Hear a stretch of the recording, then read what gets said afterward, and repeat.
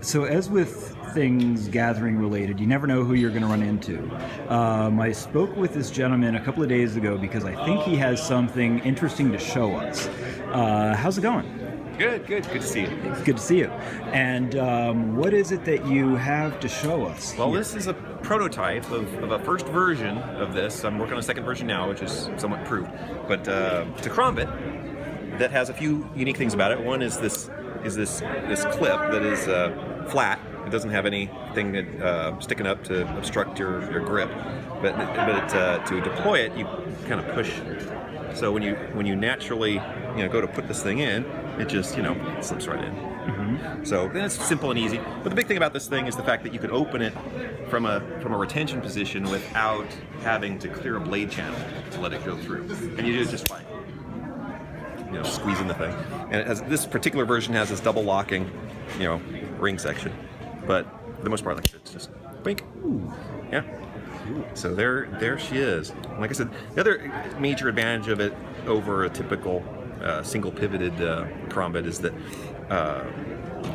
those guys who use it use a lot of backwards loads on the thing, mm-hmm. And then that means they're using a liner lock as a stop pin, which is suboptimal.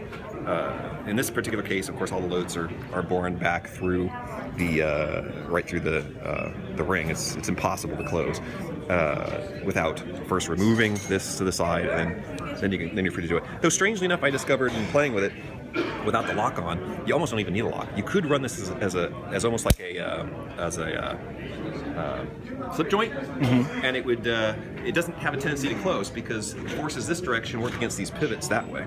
Right? It just doesn't. The slightest holding at all holds it open, even with a lot of force on it. So, but you're gonna have a lock on anyway because somebody might be doing something open-handed or whatever. And I've had a friend who accidentally had a Karambit close on his finger. That's a serious thing because of the way those liner locks and things like this, or even a button lock on a Karambit.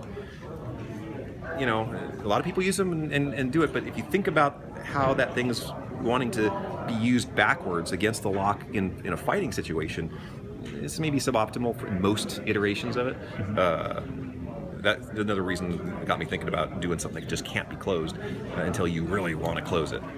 There it is. So, but mostly you don't have to move your hand. So let's say somebody's attacking you or something, presumably, you can pick the thing up. You could use it as an object, mm-hmm. but then you don't have to clear the channel or do any fancy footwork to get it open. You can just, deploy seamlessly. But that's the idea anyway. But stay tuned for version 2, because version 2 will be about a third fewer parts, little trimmer, little faster, a lot easier to make, and pretty exciting, I think. Cool. Looking forward to stopping by your booth later and chatting with you again. Great, thanks. Great, thank you.